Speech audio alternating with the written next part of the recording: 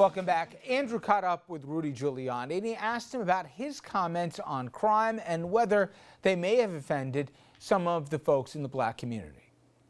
What do you think black voters who are offended by your comments on crime? No, I can't imagine why black voters would be offended by my comments on crime, since I saved more black lives as mayor of New York City than any mayor in the history of the city. I brought homicide down by 65%. 7 out of 10 of those homicides were black-on-black crime. I did more to make Harlem livable.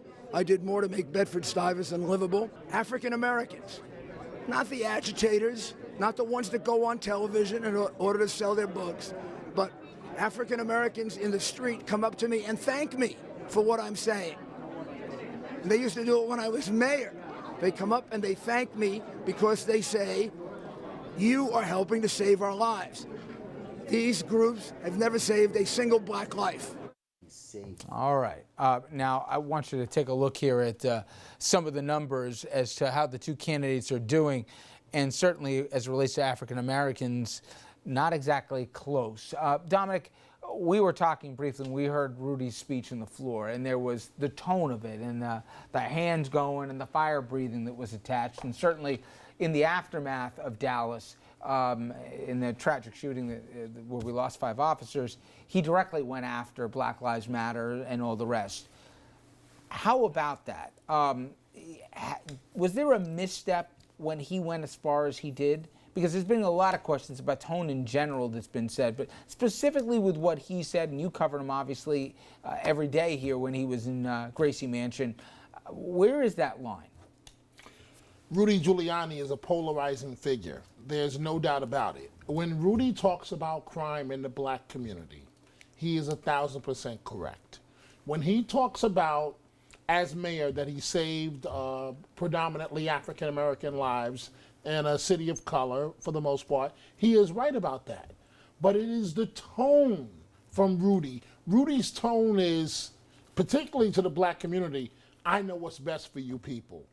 And he might have been doing a great job fighting crime, but it didn't help when he refused to meet with black elected officials. Let's not forget over Amadou Diallo, and Rudy, every chance he gets, he will tell you the cops were acquitted, and let me just backtrack. All of our police officers do a great job. What happened to the police in Dallas and also Louisiana is horrible. It's horrible. And I think any person of good conscience would tell you exactly the same thing. But Rudy is fond of talking about Amadou Diallo case, but he doesn't tell you there was a change of venue out of the Bronx and up to Albany. He's just very polarizing. And if the Republican Party that talks of Big Tent, they have got to find another messenger because he is not the guy. The black community sees Rudy Giuliani almost as an enemy. And you know what, guys? And I looked at this side of the table.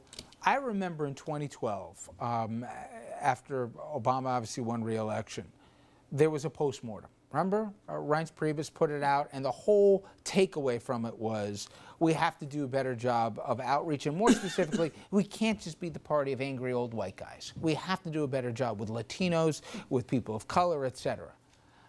I don't think Donald J. Trump got the memo, apparently, but also think about it. Last week, Newt Gingrich put out what I thought was a very thoughtful statement, which is, you know, it is tough we can't imagine what it's like to be a person of color. Let me just cut away from myself for 1 second.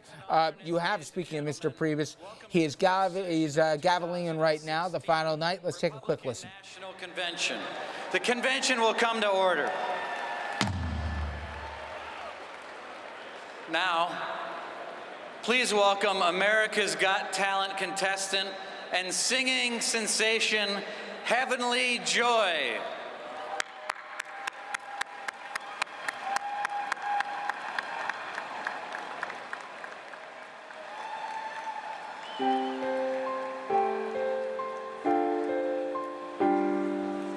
Let there be peace.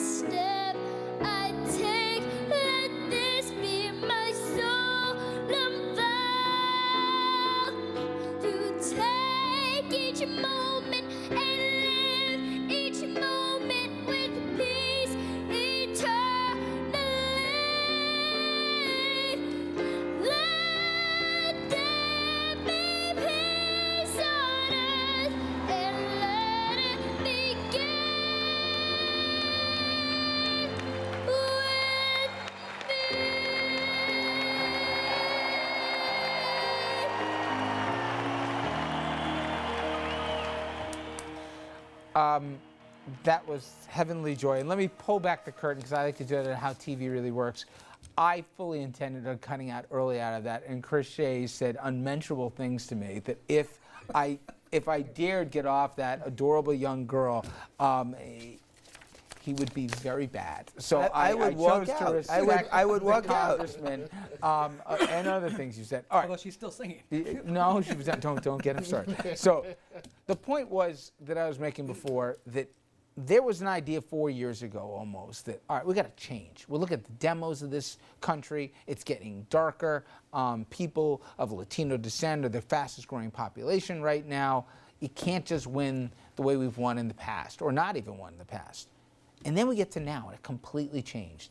Is that just happy talk that happens every 4 years, or did they really intend to change the messaging? And I think the congressman can talk to that in the long term. We mentioned during the break, but I think they really intended it. I went out with Chairman Priebus out to Brooklyn, out to one of the big black churches, and we did the events out there. And I know the state party actually tried.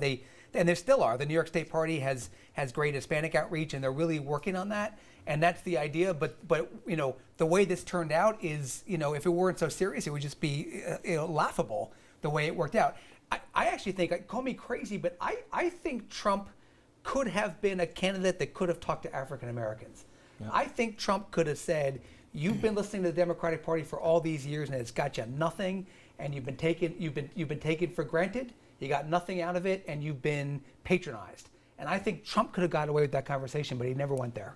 And also, who he chose as his surrogates. You don't pick Rudy Giuliani if you're trying to reach the black community, especially the way if you listened to his speech and you saw him the week before he came on, how that went. It just was, ugh. Can I address two things that Bill was saying? Just to defend the Democratic Party, as I recall, it was the Democratic Party that moved the cil rights agenda in the United States. So I just thought it meant it. Eisenhower did a wonderful thing by desegregating the military. But I also want to get back to Dominic's point about the messenger, Rudy Giuliani, talking about black-on-black violence and black-on-black killing. Yes, the numbers demonstrate that that's a reality. Before I was a congressman, I was the mayor of a city in New Jersey for a couple of terms. That was Englewood, New Jersey, where I live now, which is about a third African American, a third Hispanic American, a third white and Asian. And in my experience there, we cut the crime rate dramatically, but I'm not running for re-election as mayor. You can't help That yourself. was 30 Yes, years yes. ago. People in the community wanted safety, whatever their color.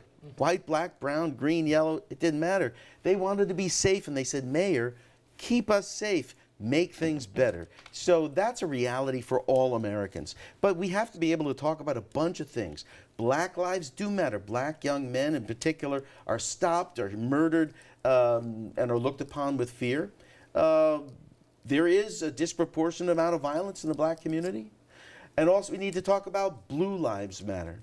So we have to talk about everything. We haven't overcome the ravages and the consequences of slavery, not yet. We've made a lot of great progress, but there's also, I would say this, which nobody's talked about, personal responsibility for everybody.